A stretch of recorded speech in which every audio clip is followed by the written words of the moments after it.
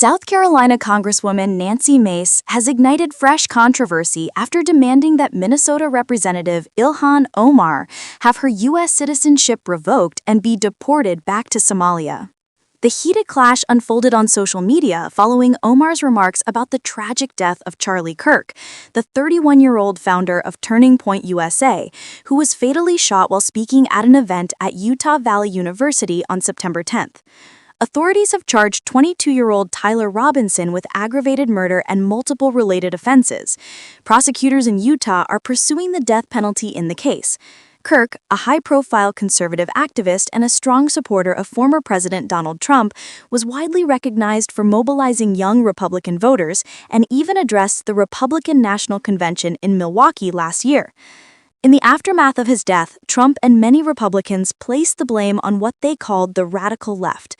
Omar, however, drew backlash after an interview with Mehdi Hasan on September 11th. While she condemned the killing and expressed sympathy for Kirk's widow and children, she also pointed out that Kirk's own rhetoric could not simply be ignored. Critics accused her of minimizing the tragedy, while Omar insisted her words were being taken out of context. Representative Nancy Mace quickly escalated the feud, calling for Omar to be censured, stripped of her committee assignments, and even deported. On X, formerly Twitter, Mace wrote that if Omar celebrated murder, Somalia could take her back. Omar responded sharply, saying her congressional office would remain right next door to Mace's regardless of political attacks, and accused Mace of peddling conspiracy theories. The exchange spiraled as Mace accused Omar of immigration fraud and repeated long-debunked rumors about her personal life. Omar dismissed the claims as offensive and absurd, firing back with her own pointed remarks. At one point, Mace declared there was a one-way ticket to Somalia with Omar's name on it, to which Omar sarcastically replied that Mace could drop off the tickets since their offices are neighbors.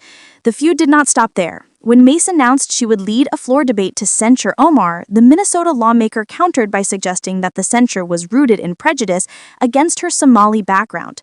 Omar went further, saying Mace needed professional help, declaring that she belonged in rehab rather than in Congress. This latest political clash underscores the deep divisions in Washington, where personal attacks and social media showdowns often overshadow substantive debate. For now, it remains to be seen whether Nancy Mace's push to censure Ilhan Omar will gain traction in the House, but the war of words between the two lawmakers is already fueling headlines nationwide.